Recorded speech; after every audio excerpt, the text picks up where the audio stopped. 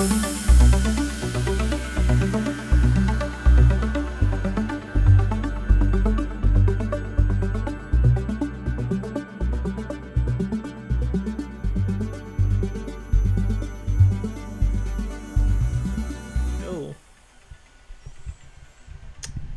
you doing, everybody? Welcome to Behind the Trance with Paul Thomas, Alistair. Yeah,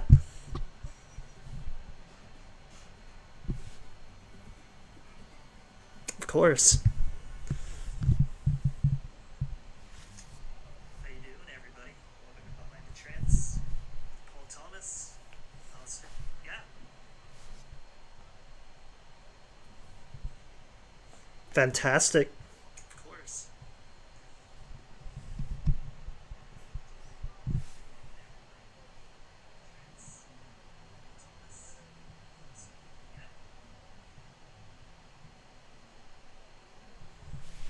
Fantastic.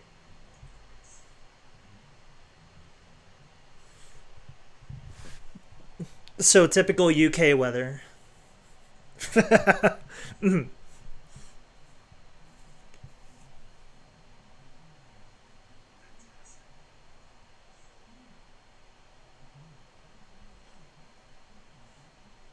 So typical UK weather. Jesus.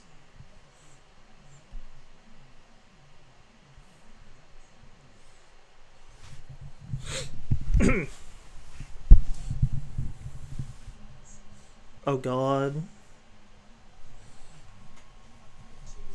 And you're also more than welcome to do, I don't know, maybe an open to close at Halcyon. That should happen. That sound system. Oh God. Ooh. God. And you're also more than welcome to do. That was on my end. My bad.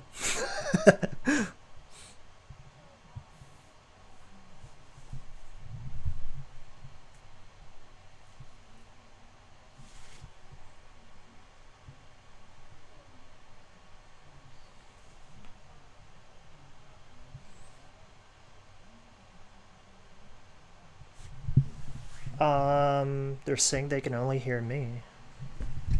Oh, hi OBS. How you doing?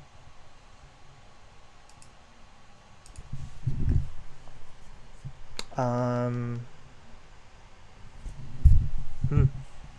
Interesting. They're saying they can only hear me. Oh, hi OBS. How you doing? What if I removed?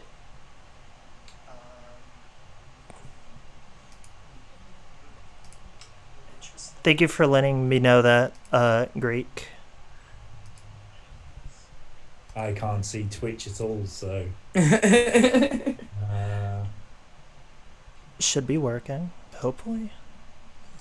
Can you let us know if you hear us now? Thank you for letting me know that, Greek.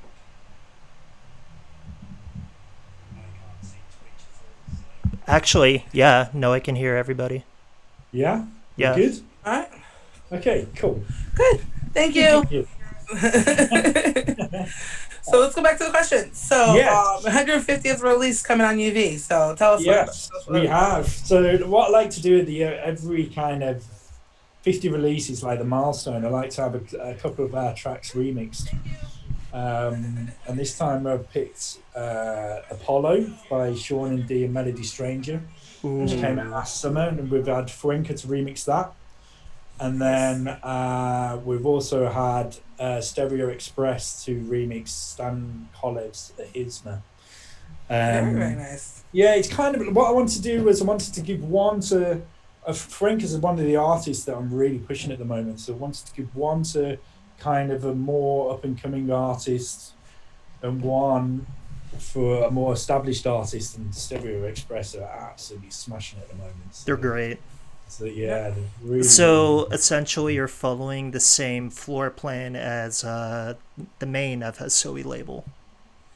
Yeah, I guess so. Yeah, we are. We're, I mean, with the main label as well, we wanted to pick established artists as well as kind of new artists as well. Yeah, so it's it's the same kind of plan, really. Nice. I love that about FSOE because you guys are willing to take, I think, chances for those new artists as well. Yeah, To well, really, and not just take chances on it, but really kind of push them yeah, I to the think next level. no, I really think that brands have a duty to do that.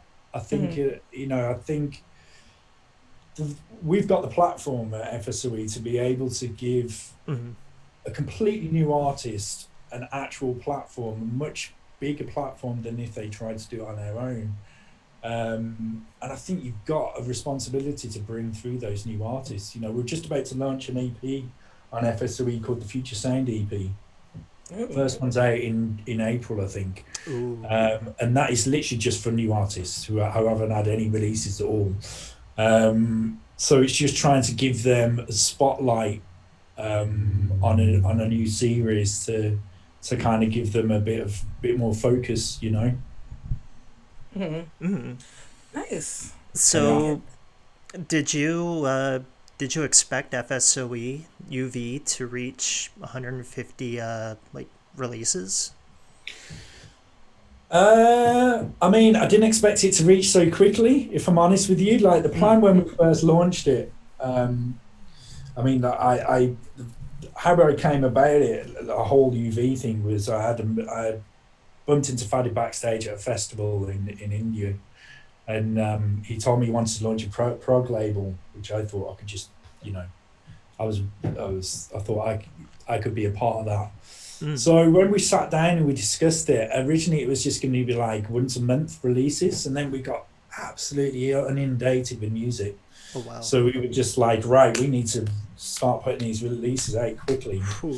So then it just capitalized, and I guess as we've gone along, yeah, I probably did expect it because I've always wanted. I've got big plans, like with the label and with what we're doing at FSOE. So it was like we laid out the plans ahead of us for like not just for like for a couple of releases, for where we wanted to be with events and the label and everything. So it was kind of it's kind of rolled out as we would hoped it would. I would say, Mm. yeah, That is awesome. I mean, the first track you guys released was UV, the one you and Alan Fila, It's which just so was good. named after her. yeah. And yeah, I think like Alex just said, the track was just so good. So picked it. That's now the label UV. Was that intentional? Say it again. Sorry, the name. Was that intentional? The name for the first track on the Yeah, it label. was. It was like what I really love about Adding Freedom and Faddy is that he's just got amazing ideas all the time. Like he came up with the idea for the name. He came up with the concept for the first idea, and he was buzzing with all these ideas when we first met. So yeah, it was a cool concept. Faddy wrote the lead, which I thought was really really catchy, and I wrote the parts around it, and yeah, it was a good release. It was cool. Nice. I think we're due a new one, that's for sure. Mm. I definitely think you and Fadi should definitely do more Yeah, tracks together and do more progressive sets together because I love Fadi's Please. progressive side, and when you guys do back to backs, it's yeah. really amazing. So I'm 100% on board with that. Please do it somewhere in California, or when I happen to be in Europe. Or Yeah. whenever we're able to Yeah. travel. Yeah, I Yeah. can't wait. So June 21st, you guys were set a date. Like I'm actually so excited. You guys actually have a date you can put on your Nice. calendar. You Yeah. can like foresee it. It's there in the future. How Yeah. excited are you?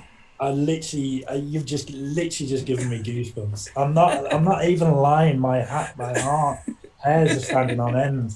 I'm super excited. I've got to say, like, it's been a long time coming. Well, it'll be like 18 months by then. Oh So god. um, I didn't even So realize far, it that. sounds so far. I know, it's crazy, and I think the important thing of that day is if we make it, it means that the festivals can happen here. Creamfield's can happen, and Reading and Leeds festivals, and that's really important. I think for the scene and for jobs as well. Like people like that are running these festivals, they need them to happen. So yeah, we're hopeful. Can't wait. Mhm. Where's the first place you're going? Well, actually, on the 22nd of June, England, the football team, sorry, soccer team, have a really big football match in a European Championships competition. So Oh wow.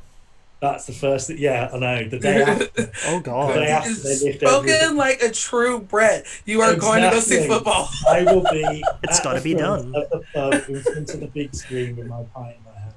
That's I exactly where I'm going to be. I really hope on June 22nd that happens for you because I Yeah. know just the what it feels like to want. Mhm. Yeah, Just be like exactly. to go out there. You know, I just hope, we just hope everything goes well between now and then. They've said that's the earliest date that they will lift it, so fingers crossed it Yeah. happens. I really Yeah, hope for it does sure. because I don't think it will go well. I know. I just seeing some of the Yeah, political posts and yeah, the unrest. me I too. think it would be worse if it doesn't happen on June 21st. Yeah, absolutely. So my Yeah. question is, since the beginning of the COVID-19 pandemic, I, as an artist and as a DJ myself, it's been mentally exhausting not to be able to like play to, play at clubs, see friends, and dance with other people. And one of the biggest things I've been struggling with has been more so production. And I'm curious to know, how's it been for you mentally? I would. I definitely take more positives from it. Mhm. Like I go through waves, I guess, which I Yeah. imagine a lot of people do of, being excited about things and then kind of being, having weeks of being depressed about things. And what I've really been able to do is focus on what I want to do musically. And last year I think the records that I put out was more of a test of different kind of styles and different vibes, working out what works, what doesn't, what exactly I want to do, where I fit. Mhm. Um, and now, once I figured that out, I've got a clear plan now of where I'm going this year, and been working on some really big singles for some big labels, and I've done some big remixes as well. And really, honestly, the past few months, I don't know whether it's because there's light at the end of the tunnel, or whether it's just because I feel kind of good about the music that I'm making, Mm. but everything is coming together really, really well, in definitely in a much better way than it did, 6 months ago. That's awesome. So, I think it's been good for a lot of artists to take some time out, and Mm. actually, because usually what I do is I tour on a weekend, I come home and I go in the studio and I'm like rushing to get stuff done. And you almost fit into a pattern of putting out the same kind of music all the time because you haven't got time to think almost. Whereas now it's more like I can sit at home and I can just think of ideas and have time to take everything in because I'm not in a rush. If I don't release a record in for 3 months, it does, which I did do for the back end of last year. It doesn't matter because I'm not touring anyway. Mm. So the hardest thing I think is what I usually do is I make a record and I get into a kind of good space, and then I test it in a club Mm. and I see if it works in a club. And that's the one thing, obviously, I can't do now.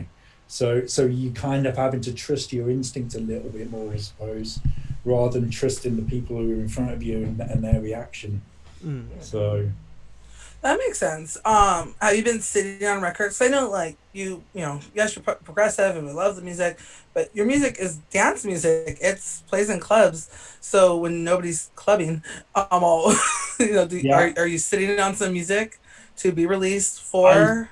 I've got literally a whole 2 hour set of music. Yeah, Yeah. Oh, yeah, I've unreleased. literally got, sorry, all unreleased. Oh What I've been yes. doing is like I kind of, I mean, I've got some high profile stuff which I've done. I've got some stuff on UV, but what I've also been doing is because music is so widely accessible, and obviously once I put one of my tracks out, everyone's got it, so it's not exclusive to me anymore. So what I'm doing is I'm just making my own private bootlegs of reworks of different tracks, Ooh. Oh. which I'm going to give to no one at all. So it's kind of, so it's No just, matter and how I'm much working. somebody begs. I've said to myself, no, it's not going to happen. So, and I've got them for different points of the set, so I can play like 5, 6, 7 of these kind of reworks throughout, depending on what time of the night I'm playing or whatever. So that's kind of what I've been working on as well, and holding some of the bigger stuff for UV back a little bit. Um, I do feel really sorry for like some of the artists who have had really big records in the past 12 months. They can't Mm. hear it. Like Ali and Feeder, Somebody Loves You is a prime example of So that record should have been played every single week for the whole of, For all of yeah. 2020. yeah, for the past like 8, 9 months, and it hasn't been hasn't Mm. worked out like that. But you know, I'd imagine there's a lot of artists sitting on a lot of music at the moment. Yeah. So expect there to be, from like summer onwards, it's going to be Just insane. nothing but So, new music. I'm yeah, actually super exactly. excited for that reason because I'm not like don't worry, I love my classic trance. I love it. I like everybody else. I like new music though. I want to hear new music. I don't want to keep living in the past. So I feel Yeah, like this is a great year where we can really just have like all the ID sets, the absolutely. unreleased, all Can't this wait new for all Yeah, the music, ID absolutely. sets. and because we've been You, listening to classics on Twitch and online. I yeah, can't hear carte blanche any longer. Like I can't.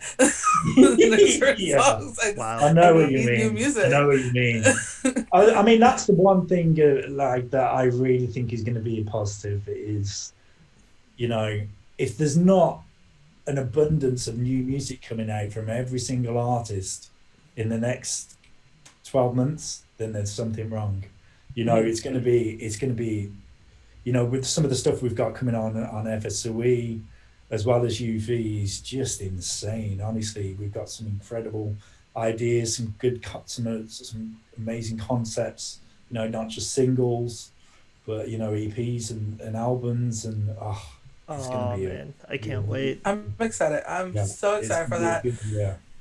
And I think UVE have established yourself as definitely one of the go-to brands for progressive and for your sound. Like you've made it your sound. But I also do you also for kind of maybe foresee some other new, more independent labels. I see a lot of artists starting their own labels because there's going to be so much music that needs to get released. Mm-hmm.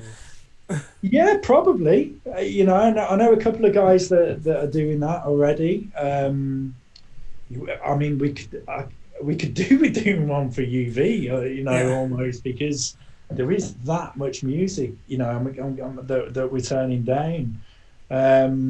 I think you will. I think you'll see a lot of artists trying out new things for sure. You Mm-hmm. know, not just trance artists, but right across the board, where people will, I know Camel Fat's just about to launch a label, and Mm-hmm. various different kind of, you'll see it a lot. I think people trying different things. Mm. Yeah, I think this is definitely the time for artists to, if you're gonna try something new projects, this is definitely the time to do it because Absolutely, yeah, Mm. it when totally is. Because if it doesn't work, it doesn't matter. There's no like, there's no gigs to take a dent on at the moment. So mm-hmm. it's What are it is gigs? it's the perfect time. It's the perfect time to do it for sure. So with going back on all the different progressive labels, there's like a slew of huge progressive labels like Juve, Lost Language. How is UV, different than all of the other progressive house and trance labels out there? Um, In your words. yeah, I don't know, to be honest. I mean, I've got to be honest. I don't really kind of. it's not something I really look at. I don't really look at UV and compare to what, like, Angina Deep are doing, or to compare to what like Stan's doing without limits or whatever. I'm just like kind of solely focused on what UV is doing and what the artists are doing, and coming up with those kind of ideas. Mm. Um, One thing I've really tried to bring to UV is a home for artists, and building artists with the brand as well. We've got Yedden, Sean and D, Frenka and Dylan are are three that I'm really sorry, four artists that I'm really trying to push at the moment. And I think we've done a good job with them over the past 12 months or so. Mm. Um, I tried to do collaborations with all of them, getting them on key remixes and stuff like that, and I guess managing them in a kind of roundabout way and getting them into the right place. Mm-hmm. That's one thing, and I think also with UV, I never ever want it to stand still at all. I never want it to just be something that just puts records out. Like just sign a record and put it out. It's always been bigger than that. It's always been like thinking of different ideas, of different ways of pushing artists, events, but not just putting an event in a club. It's going to be the right kind of space, whether it's the boat parties that we've done in Amsterdam, or rooftops, or kind of warehouse parties, or car park spaces, or something like that. Just having like a kind of more open-minded ethos to it. And also that's what we've always been musically as well, is we're very across the board of the progressive and melodic techno spectrum. We could release a prog trance record, or we could release a deep melodic record. It's very kind of wide ranging, which reflects me musically, to be honest. That's one thing I really love about the UV label, like the different styles of sounds from like Dylan's releases, and like Underground, the track with the Funk Agenda, like it's that one's pretty. totally That one's like, pretty. Yeah, it's night and day, and I love it. Totally is. Yeah, I mean, it's kind of the only kind of stipulation I've ever had with UV is I've got to be able to play it in a set.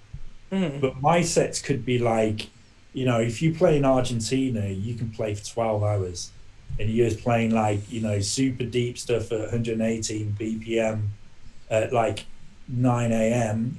at 9 p.m. And then at 9 a.m., you're playing like Bart Skills hammering techno, so it's got to be, as long as it fits within that kind of wide range and it's good, then I'm all for it, basically. So I love it. And I love the fact that you said that, you're looking for music that, you're the boss, you're the label boss. You're going to play in your text. I think that kind of sets the tone for when artists are thinking, where do I send this track out to be signed?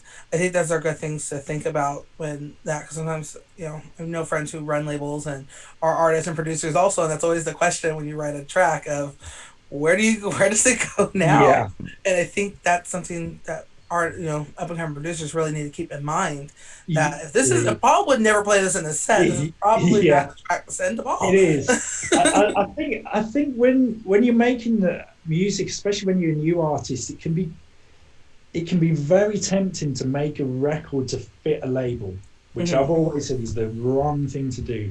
Totally the wrong thing to do, because if, for instance, if you write a record for Angina Beats, who've got a very well, they haven't so much now because they've definitely widened in their market, but 2 or 3 years ago they had a very specific sound, and if Angina Beats don't sign it, you're then stuck with a record that sounds just like an Angina Beats record, and you can't do anything with it.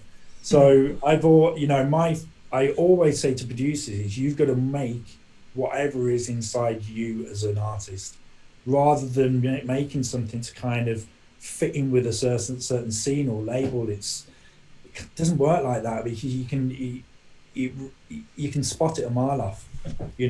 Like you're gonna have a much better. You'll get much more reward making the stuff that you really want to make. Mm. and it will shine through. It really will. I love that, and I hope for future artists who are hearing this, and Alistair, since Hi. you're probably you're the producer of us too, to keep that in mind. Well, I mean, it's been hard for me to like try to figure out what kind of sound I want to produce because I love literally everything from like 145 BPM industrial techno to like the chilled out sounds of David Forbes, Hal Stucker, Yeah, and Rick yeah, Pierre O'Neill, and I just don't know which direction to go anymore. yeah. I mean that can be the issue, and I think that's going back to what I said about me trialing different kind of sounds last year. Is that's probably the best thing to do, is just put the feelers out there, see what works and see what connects. And then when something does connect and you love it, you're onto a winner. Then Mm, that's what you want to go with. That's awesome. probably So should. you also, you mentioned like your artists that you're bringing up, and that you're really, you're helping and you're managing. And I noticed that's something FSOE does, is they have their artists, and they have their shows, and yes, and UV has had brand nights, and you're Yeah, bringing your artists to your brand nights as well. yeah, How important is it for artists to get on those type of brands, to have that backing from the labels? Because I know for a lot, I could say like you, Darren Porter, like Alessandra, um, Dan Stone. I probably wouldn't be as know as much about you guys if it wasn't for of Ali and course. Sheila. Yeah, Definitely. That was he really was my introduction to you guys in music, and brought you yeah, guys to the States with him. yeah. Well, I mean, that says it all, doesn't it? It just shows how important it is. It's hugely important. I've been wow, I've been in the music industry making music since 2005, Wow. 2004, 2005. And I've done stuff with Tool Room and stuff like that, and then I had a real big lull. And then it wasn't until I've really joined with Ali and Fida that things have really, really kicked off in the since 2017. Mm-hmm. And that just goes to show the power of a big brand and how important it is. It is. It's really important. It's hard to kind of. It's really hard to build that your own brand from a small artist straight from the off. Mm-hmm. Few people do fall lucky with it, but the vast majority of those artists that are huge now have all been brought through by somebody. Look at Eric Prydz brought through Christoph, and Swedish House Mafia brought through Alesso, and it's not just in trance music, but it's in all the different subgenres. Mm-hmm. It's really important for sure. No, Yeah, I absolutely love it. I'm thankful for Fadi for everything he's done, and all the artists who do that. Definitely. Because like you said, now you're not just out of the field of FSOE, you're UV. Like, you are the face of UV. So like, you've been able to also establish your own brand through that big brand. exactly. Yeah, and I've got to be honest. I was when we first launched UV, I was a little bit nervous, if I'm honest with you, Mm-hmm. because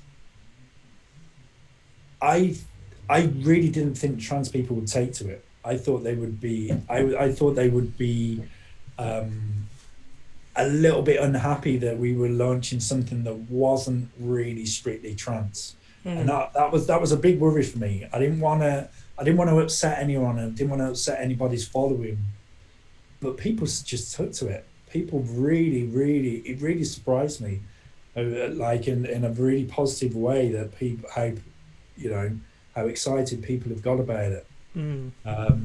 And a lot of that credit has to go to Faddy for playing all the music on his radio show and playing it in his sets and giving me the platform that I really needed, and playing, you know, doing the back to back sets with me. That Yeah. like he didn't need to do that at all.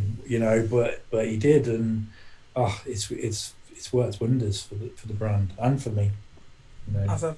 Yeah, I think trans fans, for a lot of us, for me, like, my preference always in the 138, the harder style. That's what I love. but I love a journey, and you can't have a journey without the UV music. Yeah, You need that. Yeah, you Also, really can.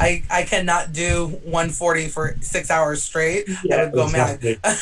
Also, And I do I think, want the whole journey on opening yeah, and I close. do think it's gone back to that. I mean, in the UK here, you'd walk into a club in the UK here, like in the late 90s, and they'd be playing house music at the beginning of trance clubs. You know, Mm. like Matt Hardwick would play, what we would call the old funky house stuff, and then Like you'd have Garage like House? like what? Sorry. Garage? Yeah, kind of. Yeah, like like the old speed garage stuff, like the four Oh, rather than the two step stuff. That's what that was like the warm up stuff, and then it just progressed through the night, and you'd have like that funkier artist on the same bill as Lisa Lashes and Fergie and I Tallboy was gonna mention and that. Paul Van Dyke, all on the same lineup. And it was a progression. Oh Yeah. And man. then we went through a stage here, I guess, where it was just trance. And now Mm. I think people are thinking more like, well, I want to start down here and I want to end up there, and you want to kind of just step your way through it, which is great because that's exactly what UV fits perfectly for trans fans, for all of that. Hmm. So it's great because I get to play first and then get into bed at a sensible time. So Oh everyone's yeah, a winner. you can't go wrong with that. But that also leads me to like another question. So like during this whole COVID thing, there's been a huge increase of like new DJs on Twitch and just a whole slew of like new DJs just popping up everywhere. And you know that once lockdown is over, they're going to want to be, trying to play at clubs. But the Yeah, music that they play may not be like proper for a club, and they would need to learn the art of opening. yeah, And I was curious to know, how important do you think that being an opening DJ will be post COVID? yeah. I mean, I've always thought it's the most important set of the night Mm. because if you don't get it right, then you mess up the whole night. Basically, in my opinion, like it, I've warmed up for literally everyone from Sasha to Cole Cox to Tiesto Oh, back in the wow. days when they used to be God's Kitchen resident, and So that's not an impressive resume at all. Just No, not at all. a bit of a Carl Cox, and I think Tiesto, Sasha, I think it's minor details. and for each one, I would plan for a full week beforehand. Oh, Like God. I remember once playing before Sasha and Digweed in Birmingham, and I literally planned the set for a month, working out, okay, if I play this record, how much will it take the crowd up, or if I play this record, will it bring them down? And that whole thought process going on in my head, and and when things are going to kick off again, everyone's going to be excited, Oh, and yeah. everyone's going to want to go in the club and hammer out big records because I haven't been able to do it for such a long time, Hmm. and you've got to hold back a little bit. You really have. It's it's an important. It is. It's the most important set of the night for me. Definitely. It's such a, and it's a bit of a lost art sometimes. I definitely think it's a lost art. I've been, especially some of the mega clubs, the big clubs, they're so worried more about numbers and getting numbers in the And door ticket instead of sales. curating Yeah. a musical night. And Exactly. I've Yeah. seen DJs who had no, but they sold 50 tickets, opening up, and I'm like, "Are you playing trap? You have fairy courts in behind you." I'm like, "What are you doing?" And The it's best number of just, DJs I've had have always been in South America, in Argentina in particular.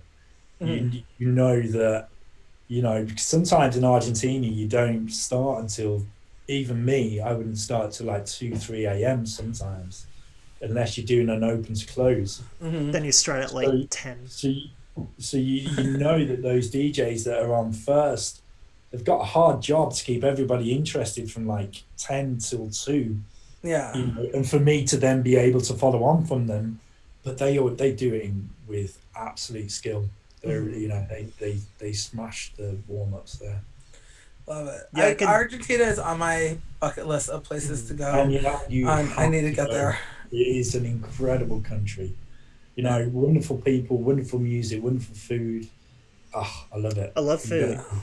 Yeah, you gotta I go. love music. I love music at the parties. So every person I've ever talked to who's DJ there has said it's their number one place by like Yeah, Mm-hmm. it miles. is. Yeah, absolutely. Yeah. So, sometimes even when sometimes when I'm making certain sounds in the studio, my head would be in a club in Argentina and what those people on the dance floor would be doing. If when I'm in the studio and I picture a club, it will be in Argentina. That That is that's the impressive. crowd that you're kind of aiming at. Yeah, Yes. So Argentina is fans, definitely a you bucket gotta step it list. up. We gotta get to Argentina. you Like gotta my go goal is to get like the 100%. scene at an Argentina enjoying level when you go to a club. Like I haven't been to Argentina, but I have been to Mexico, and Mexico City has also very, very Yeah, Mexico's passionate, great. loving Yeah, fans. it So is. if Yeah, it's better than Mexico City, I can only imagine. yeah. So I have a bar of Definitely what gotta I get to expect when I go out. Argentina. Yeah, yeah, absolutely. But But yeah, but yeah, actually, no, you go first. I was just going to say I was going to add on. every country does have those amazing clubs and amazing venues and amazing DJs. Hmm. It's just that Argentina has them in every club.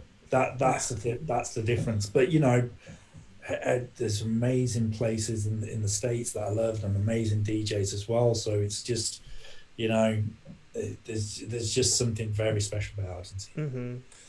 I really hope when we all come back that we're all that energy level is just going to be through the roof and just people Yeah, just going. And I hope we can maintain it and keep it going for many many years. Definitely. Because yeah, I think hopefully. because I think we got we got spoiled at the end. I know, especially in LA, we got spoiled.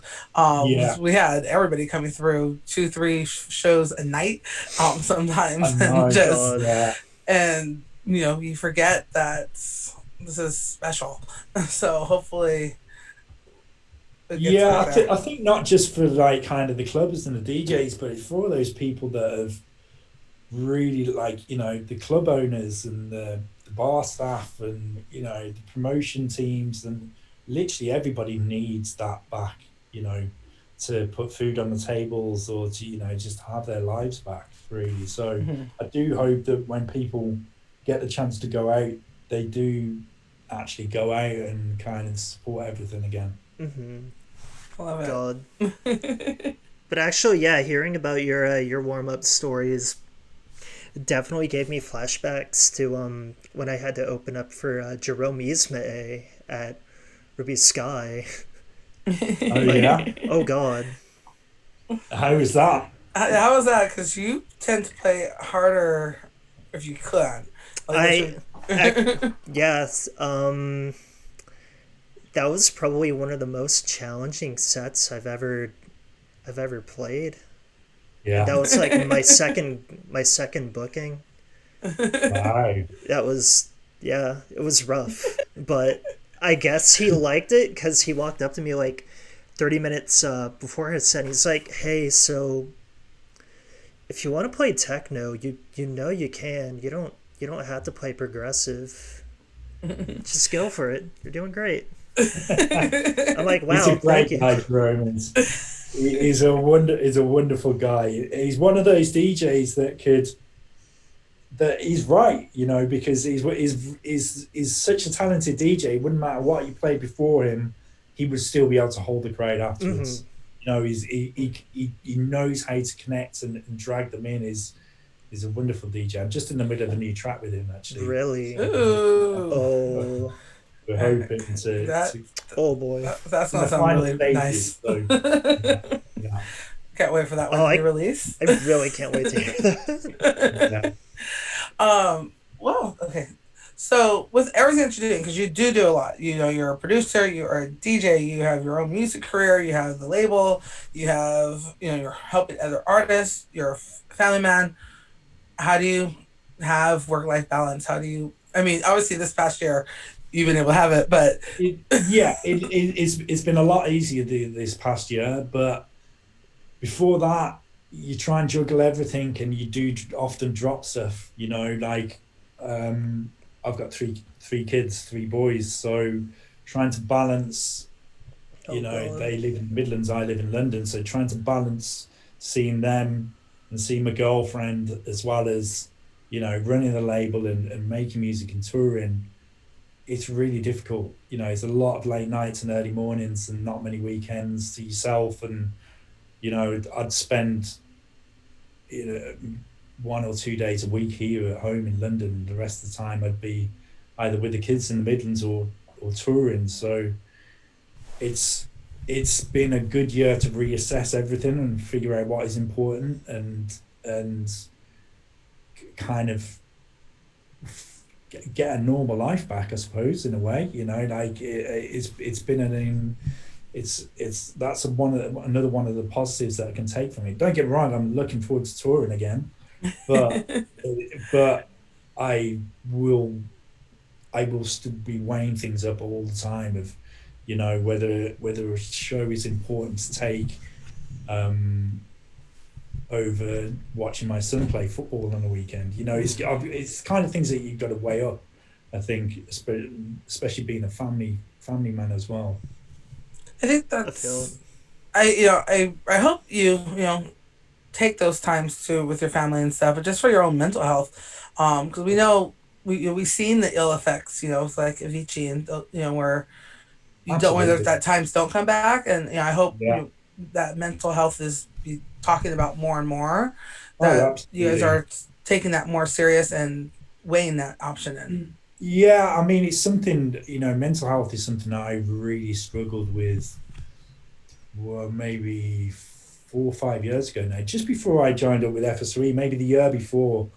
I had I just broken up with my partner, and I was separated from the kids, and it's a really difficult time. I couldn't tour, stopped making music, went into the depths, and then managed to get back out again. So I know now where how far I can take things, and how far and when to say, right, you need to stop and step back and have a week off with the kids, or go on holiday with your girlfriend, or whatever. you know because I'm one of the lucky ones. Like you say, you look at Avicii and some other artists recently, Mm. and it it looks like the most glamorous thing in the world, but it's not always. It's a hard job. It's difficult in terms of the pressure that you have of not getting enough sleep, or not seeing your family, or being on your own all the time. When you're touring, and it can get to you. It really can. And I think this year more than ever has been like a kind of wake up call to say some things are definitely more important than you know traveling every single weekend. Yeah. Sure, Mm. definitely. Yeah. I agree. I hope you guys all were able to get that mental break you needed from touring, but I also know it's been also the exact side effect also, because that is your guys's, for the most part, livelihoods and how Yeah. you in there. So it's like, yeah, you're getting a mental break, but you're also lost your livelihood at the same time. Yeah, And exactly. that's now another mental roller Yeah, coaster going absolutely. on I mean, there. I count myself lucky that I have, the daytime of running the record labels, because I would be in big trouble now if I didn't. Mm-hmm. So for some of the artists that do solely rely on touring, I would not like to have been in those shoes, in the Mm-hmm. past 12 months. It must have been really, really hard.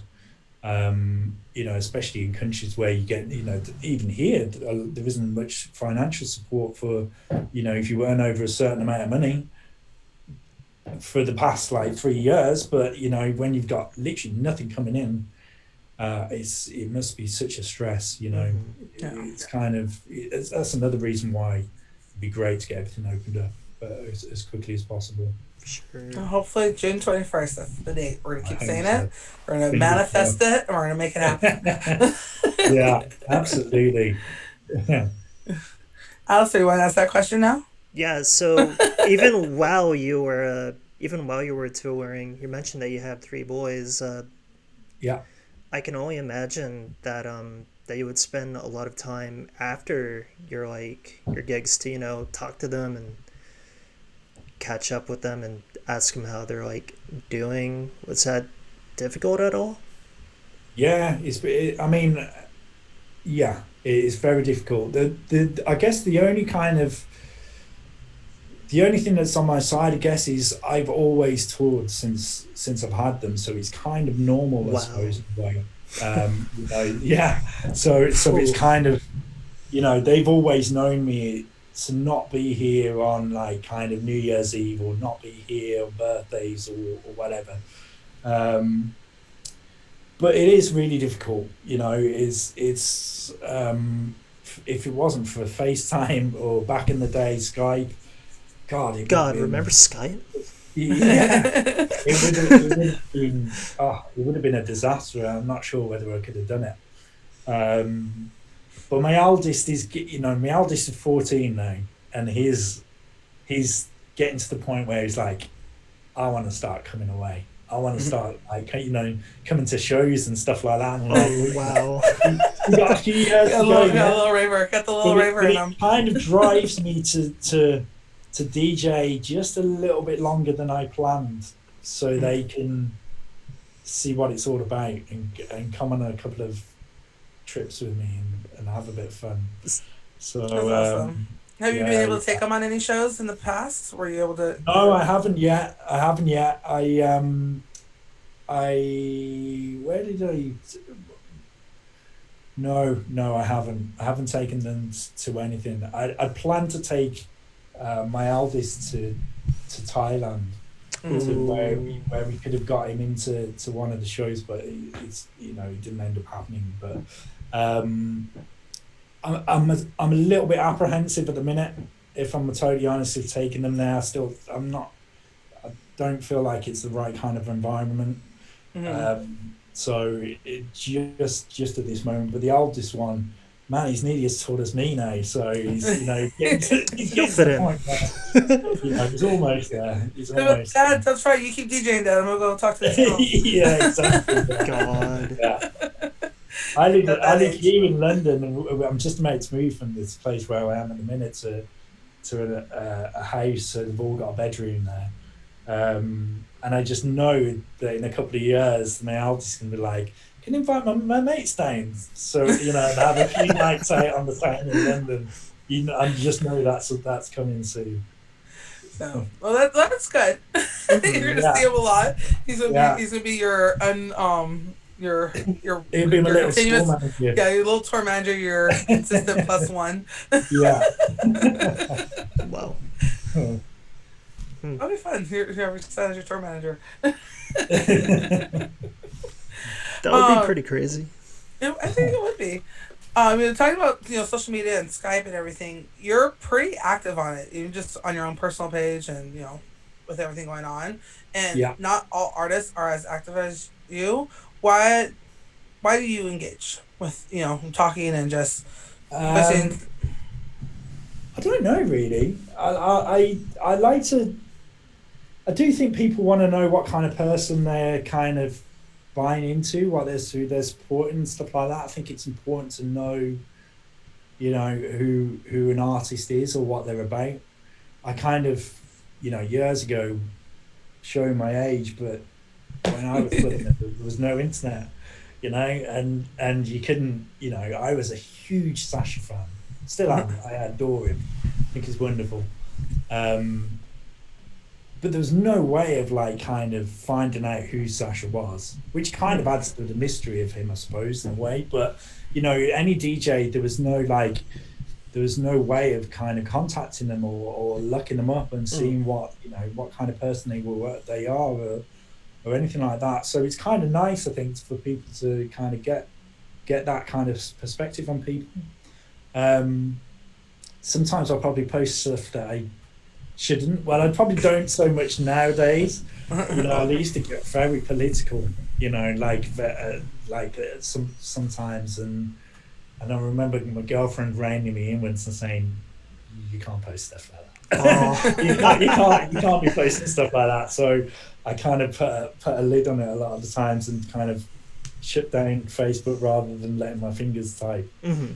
Um, but yeah, I guess people just want to know who people are, and again, it's not really a conscious thing a lot of the time. I don't think it's just who I am, I suppose, in a way. I completely understand that because I'm definitely the outspoken one. Posting, I'm like, this will piss people off, and definitely I mean, said.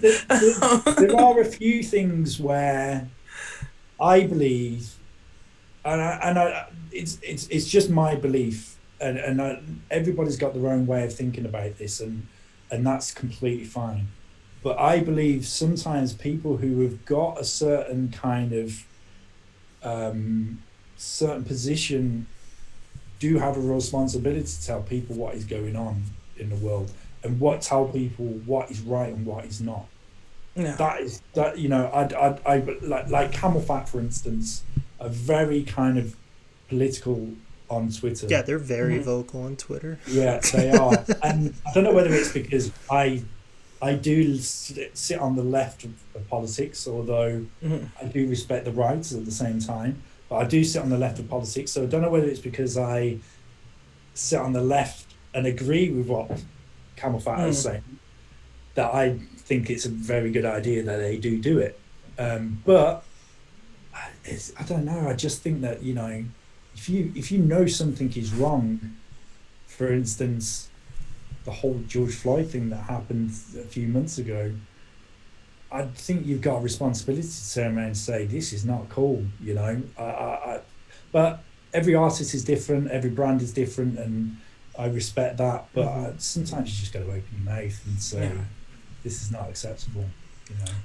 I completely agree. I think every artist, you have to kind of think, what is it for you, and where's your brand, and what is it that you're going to stand for, and what you're not going to stand for. But if you have that platform, you can reach somebody that you might not get through, and if you can change one person's mind, why wouldn't you not want to change that person's mind? That's just I do agree. my thoughts on that. I think some people can take things perhaps too far and have an argument when you don't need to have an argument, and that's something that I've really kind of tried to stop myself from doing in past. There's some people that you're gonna have got a completely different mindset for you. You're never going to change their mind in a million years. So it's pointless in speaking to some people about it. But like you say, you might speak to somebody that are sitting on the fence about things, and they're not quite sure which way they should be thinking, and maybe that's the ones that you get through to. Awesome. So that actually leads me to ask, there's a lot of DJs out there who make their opinions known. Like, for example, John Askew had a couple famous ones about Justin Bieber and Avicii years ago, and of course there's Camel Fat and their political opinions. Do you think that making comments and statements like that can negatively impact their career? I think it can probably make people look a little bit bitter in a way. If it's, I would not be calling people out in the music industry personally, because I honestly, I don't think it's that important. If I'm honest with you, I make music and kind of play music for people to have a good time, and that's it. And that is as important as, don't get me wrong, it's important to go out and enjoy music and everything, but it's not as important as some of the political stuff that Camel Fat are talking about.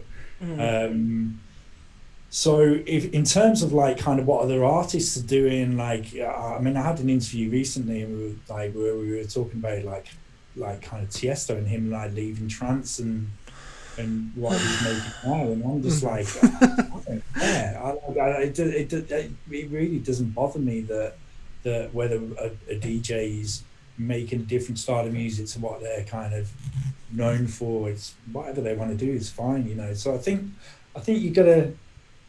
I think you, there's no point in arguing about something that really doesn't matter to me. Maybe it does to some people that are arguing about like what the DJ's playing or whatever. It's the kind of stuff I'm not bothered about arguing about. There's a I lot. agree. And for the record, trans community, we need to let Siesta go. Like, it's not healthy. Just let It's it go. not healthy. It's not healthy at this point. He won't be know, coming back. We need to I mean, I acknowledge don't know it. whether it's because when Tiesto blew up, especially here, I'd kind of trance is what got me into the electronic music. Like, but by the time Tiesto came around, I was like following Sasha and Digweed and Nick Warren and all these progressive guys around the UK. God, Nick Warren. And I like Tiesto and I like what he played and stuff, but I don't have that emotional attachment to what a lot of people have with him. So it's probably easy for me to just dismiss it, you know, that it doesn't matter. But I just don't think it does. I really don't. It doesn't matter what kind of. It's the same, but the same argument with Armin van Buuren when he put that blah blah blah record out. Just let him do whatever he wants to do. He doesn't owe anybody anything. You know, if he wants to make a record with Hardwell or with Dimitri Vegas and Like Mike, it really doesn't matter. It doesn't matter. He's still going to play an amazing records on ASOT and he's still going to make 138 stuff at some point that you're into. Just because he wants to try something different, doesn't matter. It really Exactly. 100% agree. Yeah. So, talk about amazing debates when it comes to music. You have the melodic techno versus the trance people. Oh, yes. Yeah. So, where do you stand on melodic techno versus? I mean, it is very obvious to me that a lot of the melodic techno producers were definitely dressing up at trance events 10 years ago, for sure, because some of the melodies that they write are literally just ripped from trance melodies. But having, you know, again, I don't think it really matters. I think music evolves and you know, different like French house was born from disco, you know, and you know, trance was born from techno, you know. So things evolve and things change, and people get inspired to create a whole new sound from. Yes, for sure. There's so much inspiration taken from trance. You can hear it in the melodies, but it's a different vibe, you know. Like if you listen to somebody says to me, you know, I often get sent, when I get sent demos, somebody will say to me like they'll send me like a progressive trance record and progressive house, and they'll be asking like what the difference is, and I'm like, the word is in house and trance. If you listen to the stuff that I make, which is more of a progressive house, I would say, just listen to the groove and the beats, and that tells you all you need to know, because it's completely different to the trance records, you know. And that's the same with melodic techno. If you listen to the grooves, it's completely different to trance music.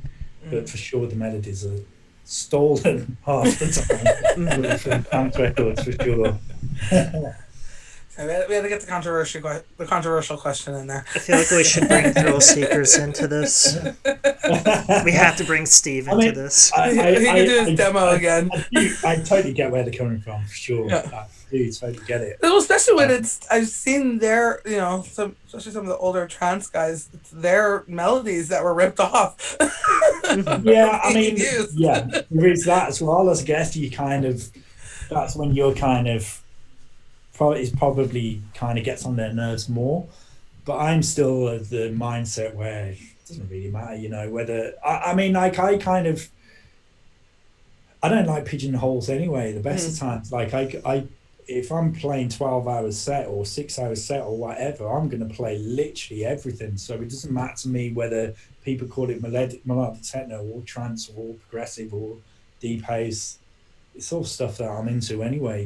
It's just a kind of Hmm. label, I suppose. At the end of the day, good music is just gonna be good music. Exactly. Exactly. I love Exactly. it. That's the way it should be. Somebody should make a T-shirt of that, I And reckon. Somebody should. I think there is a person who has a T-shirt with that.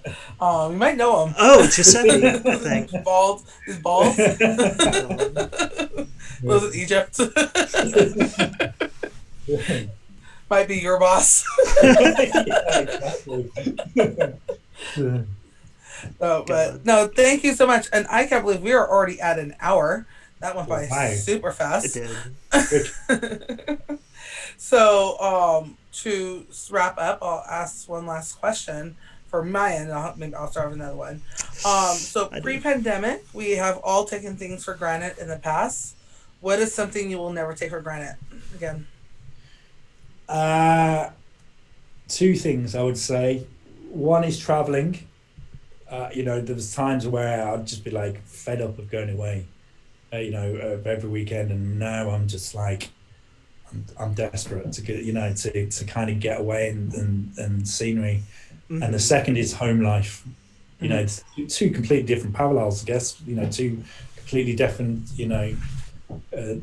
completely different things. But I got to watch my son play football every week. This, in the back end of last year, and I would never have been able to do that because it's on a Sunday, and I'm usually traveling home on a Sunday. So they're two things that I definitely won't take for granted again, for sure.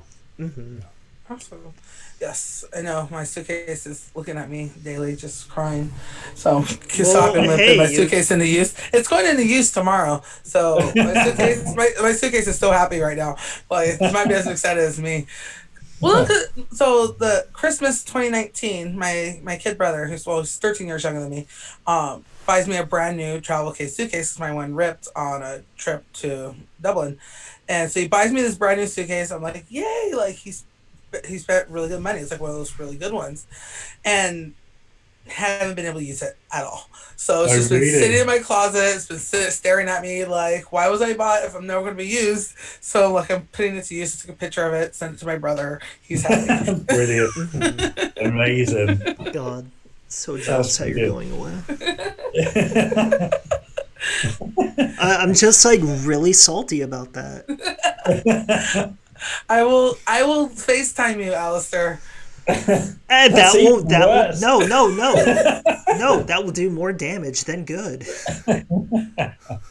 Well, we It have won't a be long. We'll yeah we'll we'll be traveling soon, and we'll be going to shows soon. Before you on know. June 21st. After June. his football, June 22nd, he's going to a football game. June Yeah, 23rd, he's doing music again. yeah, yeah. June God. 21st, I've got a hangover. Definitely. So, Dang. Alistair, any more questions? You want one more? I do have a question. Um, I've actually kind of like, I've taken this question and just like totally reworded it from something that one of my friends does, because he does interviews too, but in virtual reality. So I'm curious to know if you could tell the world one thing, what would it be? Oh my God! Why? Tell the world one thing. I don't know. It'd probably be that Aston Villa's the best soccer club of all time. You need to watch them. We're So, great. I'm telling you, we're if you great. didn't think Paul was actually British or like his And now football you know. answers, Yeah, 100% I confirmed think it. that yeah, it's let it be known that I'm a massive, massive football fan. God. Soccer fan. Soccer Yeah, for us yeah, Americans. yeah, yeah. Do you think there's any hope for Chelsea in the future? This new manager's a good manager. Like all of a sudden, he's got the trouble with Chelsea is they've always been a team that if they don't like their manager, they stop playing. Those players just stop. They just can't be bothered. Hmm. And we got Frank Lampard got fired because of it. Mourinho got fired because of it. Sarri got fired because of it. But this Tuchel guy, that they've got from PSG. Mhm. He's got them playing football. There'll be Champions League next season for sure. Hopefully. I can't wait to see the arguments between you and like half of the football community on Facebook to go, because I just see a post and like every single person I know who's in the UK is like talking about something, and I'm like, it has to be football. So I have no Yeah, idea what the hell you guys are talking yeah. about. You guys are Mm. using It's so team tribal names here. and like I this don't know whether you coach. get it in the States, but here it's like, I guess because we're such a condensed country, and you, depending on where you live, is depending on what team you support. Like, for Hmm. instance, I'm from Birmingham, and if you live in the north, anywhere north of the centre of the city, you're an Aston Villa fan. If you live anywhere like centre to south of the city, you're a Birmingham City fan. And there's like literally like there's 8 miles difference between the two stadiums, Oh but wow. there's that rivalry and that tribalness to it that we hate each other, man. Yeah. I hate Birmingham City fans. I hate them.